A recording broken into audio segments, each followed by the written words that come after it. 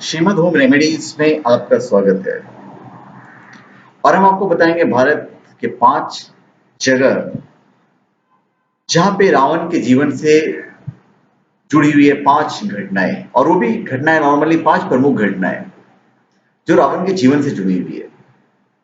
रावण को अपने काल का सबसे श्रेष्ठ विद्वान और तपस्वी माना गया है। ये बात अलग है कि उसके बुरे कर्मों के कारण उसका पांडित्य भी उसकी रक्षा नहीं कर पाया। रावण के बारे में अनेक ग्रंथों में वर्णन मिलते हैं।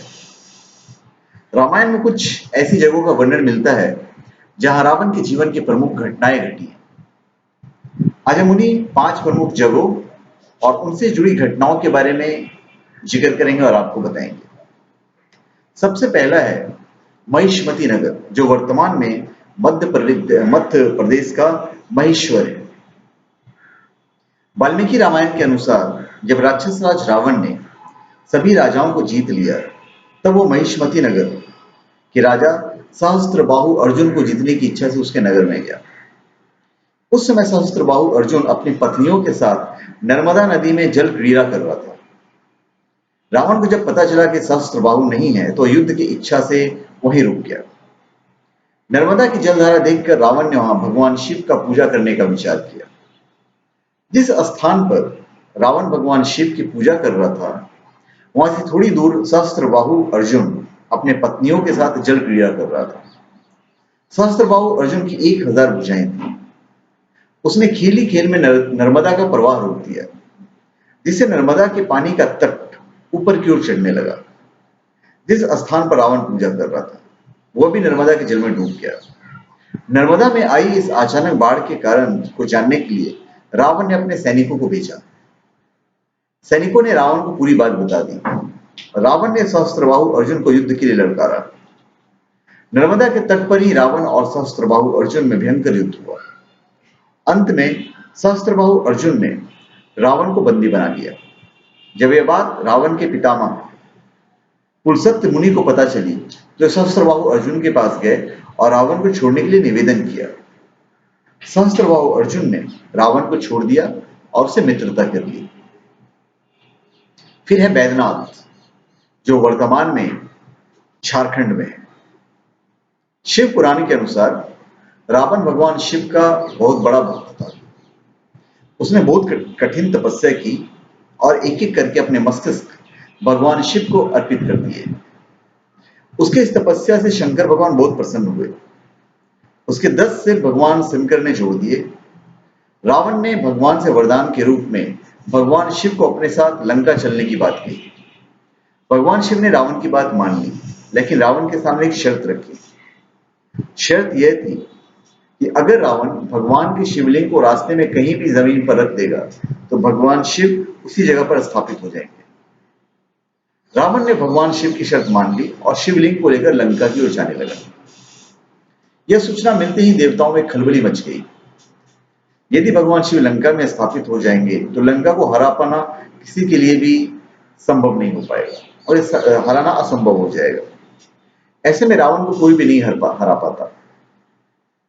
इस परेशानी का हल निकालने के लिए सब भगवान विष्णु के पास पहुंचे। सभी देवताओं ने भगवान विष्णु से किसी भी तरह रावण को शिवलिंग लंका ले जाने से रोकने की प्रार्थना की। देवताओं के प्रार्थना पर विष्णु भगवान एक ब्राह्मण का वेश धारण करके धरती पर चले आए। साथ ही वरुण देव ने रावण के पेट में प्रवेश कर लिया। जैसे ही वरुण देव रावण के पेट में घुसे, रावण को बड़ी तीव्र लघु शंका लगी। लघु शंका करने के पहले रावण को शिवलिंग किसी के हाथ में देना था। तभी वहां से ब्राह्मण वेश में विष्णु भगवान गुजरे। रावण ने उन्हें थोड़ी देर शिवलिंग पकड़ने का आग्रह किया। वो खुद लघु शंका करने चला गया, लेकिन उसके पेट में तो वरुण देव घुसे हुए थे। रावण के बहुत देर तक ना आने पर ब्राह्मण ने शिवलिंग को नीचे रख दिया। जैसे शिवलिंग नीचे स्थापित हुआ, वरुण देव रावण के पेट से निकल गया। रावण जब ब्राह्मण को देखने आया, तो देखा शिवलिंग जमीन पर रखा हुआ है और ब्राह्मण जा चुका है। उसने शिवलिंग उठाने की कोशिश की, लेकिन शर्त के अनुसार भगवान शिव उसी जगह पर स्थापित हो गए। आखिर में क्रोधित होकर रावण ने शिवलिंग पर मुष्टि प्रहार किया, जिससे वो जमीन में धंस गया। बाद में रावण ने क्षमा मांगी। कहते हैं रोज लंका में शिव पूजा के लिए बैद्यनाथ आता था। लंका से लंका से शिव पूजन के लिए बैद्यनाथ आता था। जिस जगह ब्राह्मण ने शिवलिंग रखा वहां आज भगवान शिव का मंदिर है जिसे बैद्यनाथ धाम कहते हैं। फिर तीसरा है पंचवटी, वर्तमान नासिक। पंचवटी नासिक जिला महाराष्ट्र में गोदावरी नदी के निकट स्थित एक प्रसिद्ध पौराणिक स्थान है। यहाँ पर भगवान श्री राम, लक्ष्मण और सीता सहित अपने वनवास काल में काफी दिनों तक रहे। वाल्मीकि रामायण के अनुसार यहीं से लंका के राजा रावण ने माता सीता का हरण किया था। रावण ने मारिच नाम के राक्षस को सीता हरण की योजना में शामिल किया। उसने सोने का हिरण का रूप धारण कर लिया। सीता जी उस पर मोहित हो गई। सीता जी ने राम जी को उस हिरण को लाने को कहा। बाद में राम के न लौटने पर लक्ष्मण उन्हें खोजने वन में गए और रावण साधु के वेश में आया और सीता जी को हरण करके चला गया। श्री राम का बनाया हुआ एक मंदिर खंडहर रूप में आज भी वहां पर विद्यमान है। फिर किष्किंधापुरी, ये वर्तमान कर्नाटक में है। एक बार रावण ने सुना कि किष्किंधापुरी का राजा बाली बड़ा बलवान और पराक्रमी है, तो उसके पास युद्ध करने के लिए जा पहुंचा। बाली की पत्नी तारा थी। तारा के पिता सुसैन, युवराज अंगद और उसके भाई सुग्रीव ने रावण को समझाया कि इस समय बाली नगर से बाहर संध्योपासना के लिए गए हुए हैं, वही आपसे युद्ध कर सकते हैं। अन्य कोई वानर इतना पराक्रमी नहीं है जो आपके साथ युद्ध कर सके, इसलिए आप थोड़ी देर उनकी प्रतीक्षा करें। साथ ही सुग्रीव ने रावण को बाली की ताकत और क्षमता के बारे में बताया और दक्षिण के तट पर जाने को कहा क्योंकि बाली वहीं पर था। सुग्रीव के वचन सुनकर रावण विमान पर सवार होकर तत्काल दक्षिण सागर में उस स्थान पर जा पहुंचा जहां बाली संध्या आरती कर रहा था। उसने सोचा कि मैं चुपचाप बाली पर आक्रमण कर दूंगा। बाली ने रावण को आते देख लिया, लेकिन वो बिल्कुल भी विचलित नहीं हुआ और वैदिक मंत्रों का उच्चारण करता रहा। जैसे उसे पकड़ने के लिए रावण ने पीछे से हाथ बढ़ाया, लेकिन बाली ने उसे पकड़कर अपनी कांख में दबा लिया और आकाश में उड़ चला। रावण बार बार बाली को अपने नखों से कचोटता रहा, लेकिन बाली ने उसकी कोई चिंता नहीं की। तब उसे छुड़ाने के लिए रावण के मंत्री और सिपाही उसके पीछे शोर मचाते हुए दौड़े, लेकिन वे बाली के पास नहीं पहुंच सके। इस प्रकार बाली रावण को लेकर पश्चिम के तट पर पहुंचा। वहां उसने संध्योपासना पूरी की। फिर वह दशानन को लिए हुए किष्किंधापुरी लौटा। अपने उपवन में एक आसन पर बैठकर उसने रावण को अपनी कांख से निकालकर पूछा कि अब कहिए आप कौन हैं और किस लिए आए हैं। रावण ने उत्तर दिया कि मैं लंका का राजा हूं और आपके साथ युद्ध करने के लिए आया था। मैंने आपका अद्भुत बल देख लिया। अब मैं अग्नि की साक्षी देकर आपसे मित्रता करना चाहता हूं। फिर दोनों ने अग्नि की साक्षी मानकर एक दूसरे से मित्रता कर ली। फिर पांचवी जगह है कैलाश मानसरोवर, जो वर्तमान में चीन में है। कहा जाता है एक बार रावण ने घोर तपस्या करने के बाद कैलाश पर्वत ही उठा लिया था। वो पूरे पर्वत को ही लंका लेकर जाना चाहता था। उस समय शिव जी ने अपने अंगूठे से पर्वत को दबाया तो कैलाश फिर जहां था वहीं अवस्थित हो गया। शिव के अनन्य भक्त रावण का हाथ दब गया।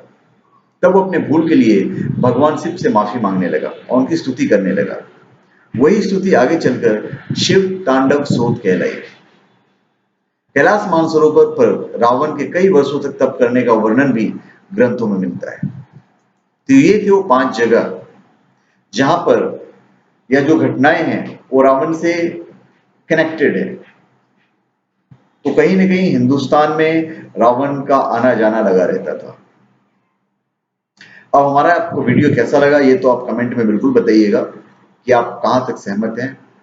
दूसरा मेरी आपसे गुजारिश है कि अगर आपको हमारा वीडियो अच्छा लगा तो आप इसे लाइक कीजिएगा और अगर अच्छा नहीं लगा तो वो आप पे डिपेंड है कि आप इसे डिसलाइक करना चाहते हैं या नहीं।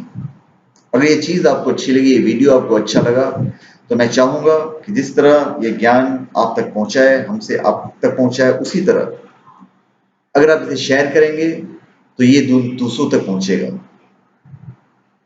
प्लस आप हमारे चैनल पे सब्सक्राइब कीजिए, क्योंकि जब आप सब्सक्राइब करते हैं तो हमारे वीडियो का जो लिंक है ऑटोमेटिक आपकी मेल पे चला जाता है।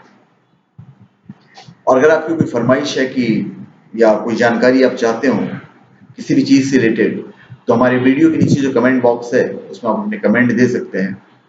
तो यथासंभव अगर उस चीज का ज्ञान मुझे होगा तो मैं बताने की कोशिश करूंगा अपने वीडियो के जरिए। और तो फिर आपसे गुजारिश है कि आप हमारे चैनल पे सब्सक्राइब करें और अपने कमेंट दीजिए। धन्यवाद।